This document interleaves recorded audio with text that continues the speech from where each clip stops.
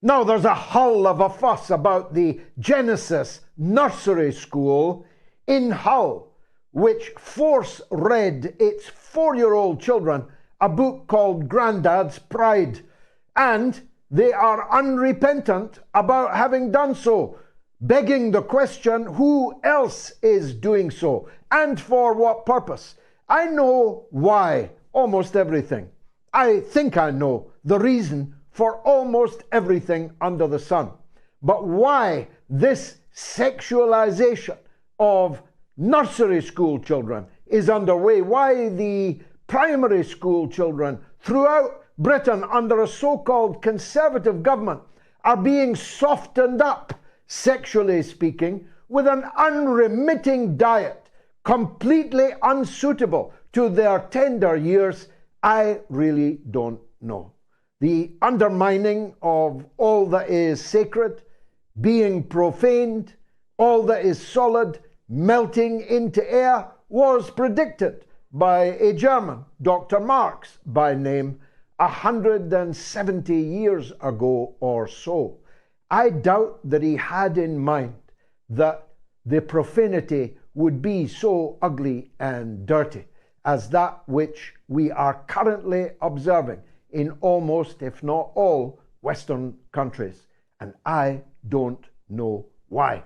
People tell me it's an attempt to drive down population numbers. Well, that's not all that plausible to me. They could put something in the water to achieve that. People say that it's liberalism, it's freedom. Not for me.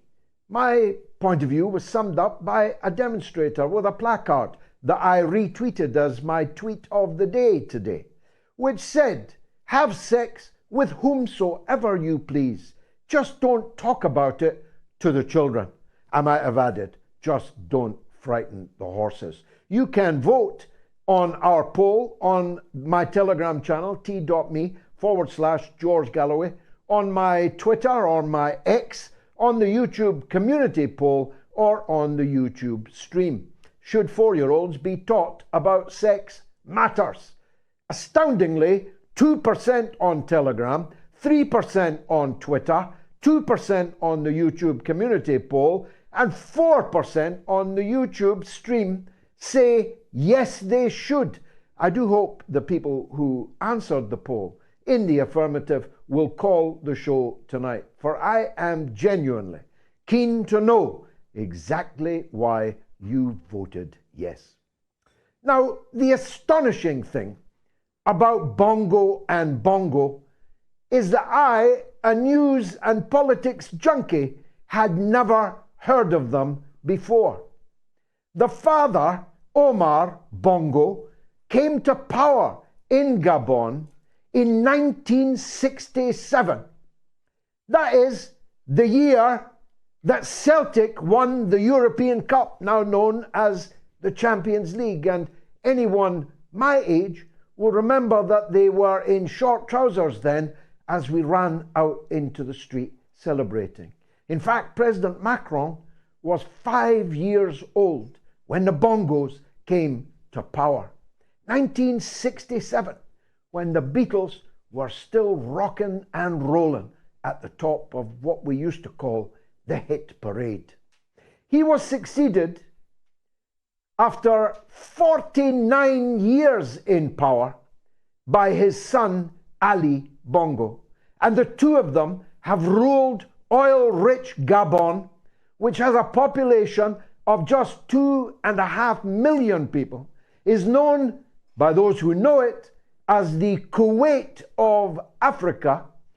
2.5 million people, an ocean of oil, where 37% of the people live below the poverty line, and almost 40% of all the young men in the country are unemployed. Why didn't we know this? Why has there never been any op-eds about the Bongos? Why haven't we heard about the grotesque perversion, deviance from democratic norms of this Bongo family? Why were we never subjected to documentaries about this aberration of a family business that left more than a third of its people in absolute poverty when every one of them should have been a millionaire, if not a multi-millionaire. You've already worked out the reason why. Because the Bongos were stooge French puppets, puppets of colonial rule in Africa, and therefore, in Nelson's eye, if the French will forgive me, that metaphor has long been turned towards them. Nobody wanted to know that the Bongos are worth $1 billion, most of it salted overseas in property and in cash in the Western banks. Nobody wanted to know, nobody wanted us to know. And that's why, until today, you never heard of the Bongos. If I'd never heard of them, almost certainly neither had you. And therein is the nub, as Shakespeare would say. That's the nub of the issue here. The hypocrites that rule us, that concentrate their fire on the dynastic rule in North Korea, who mock it mercilessly, would never dream of introducing to the comedy tableau the Bongo family in Gabon, because the money is in our banks. The property is on our territory. The oil keeps on flowing for the profit of everybody except the poor in the African Republic of Gabon. And now they are no more. Though it's a strange kind of tyranny that allowed Ali Bongo to make a video today in English when he called on his Western friends to make noise about it. But making noise isn't going to undo it. The coup which overthrew him is a wind of change which is now blowing through Francophile Africa, blowing through West Africa, and one day, God willing, will sweep the African continent altogether. African tyrants and puppets are being swept away. We have talked about Nigeria, Niger, Mali, Burkina Faso, and now we have to add Gabon to this tableau. President Macron is going to preside over what President Chirac was honest enough once to admit. President Chirac said, without Africa, France will fall into the rank of a third-rate power. And in microcosm, that's what's happening not just in France. That's what's happening in the colonial powers right across the European continent. The African people are preferring as allies and business partners those that didn't enslave them, those that didn't colonize them, those that didn't neo-colonize them, those that didn't impose upon them fat tyrants who grew fat at the expense of their own public. The American people might take a leaf out of the book of West Africa, because it turns out that Biden and Biden are as corrupt as Bongo and Bongo. And that is now unassailably true.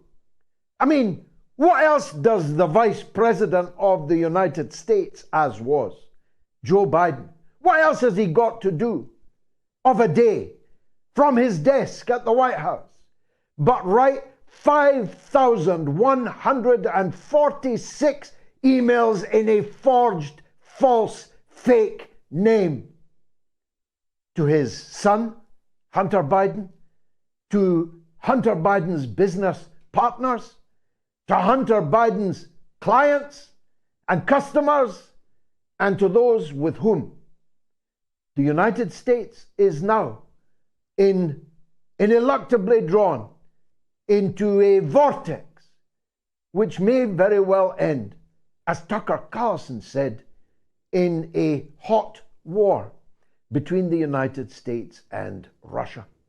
Carlson predicted that this day. He has asked to interview Vladimir Putin. Any sane person in the world would welcome such an interview, whether they like Putin, as a surprisingly large number of people do, or whether they hate him. Isn't it wise to know what your opponent, your adversary, is thinking? And if you are a man or woman of independent mind, isn't it wise to see things just for a moment through the eyes of the other? Well, the answer to that must be yes, because the alternative to that is the possibility, probability, according to Carlson in his broadcast today, that we are on the brink of a hot war with Russia. Have you seen Oppenheimer? Have you any idea what a hot war between America and Russia will look like, feel like? Well, you better wise up, because if we're on the brink of it, you don't have much longer to live. And anyway, Vladimir Putin's got a secret weapon. According to the Daily Express, who many people didn't know was still coming out, the Daily Express today reveals that a 14-legged killer squid has been found living 2 miles under the Antarctic, and it has been weaponized by Vladimir Putin. Sure, they put a question mark over it. But I want to ask you, what kind of magic mushrooms was the journalist and the editor who approved it of the Daily Express on when he or she wrote that story? And what about the people who read it and believed it? You may think that no such person could possibly exist. But if you read the comments underneath the article, you'll find that a very large number of people believe that Vladimir Putin has trained a 14-legged killer squid, secreted it 2 miles beneath the Antarctic with a view to using it as a weapon. Well, if it's true, all the more reason not to get into a war with Russia. If it is untrue, as seems likely, at least to me, then you need to wonder at our fellow citizens. Because if our fellow citizens are as unhinged as to believe that story, then we probably are, as Tucker Carlson said, headed for a hot war between Russia and the United States of America. Tonight we have 2 very special guests. One of them is the Hollywood legend of screen and television, Rob Schneider, with whom I find a very great many things in common, not the least of which is he appeared as a voice in the movie Top Cat. He doesn't know it yet, but that used to be the name that I answered to. And we'll be talking to a retired lieutenant colonel whose record in the military intelligence services, Lieutenant Colonel Schaefer, whose record is so long that it would take me the whole interview to adumbrate it. And I'll be asking him how he thinks that a country as great as the United States of America, a country as accomplished, with all of the brains and genius therein, ended up with Joe Biden sitting on a beach in Delaware and his press secretary telling us that she and other young people in the administration find it very difficult to keep up with him. Mind you, you haven't seen the latest Mitch McConnell video yet, I hope we can bring it to you. This is one of the most powerful men in America. And this is the second time in a month that he has literally, at a press conference, been struck entirely dumb.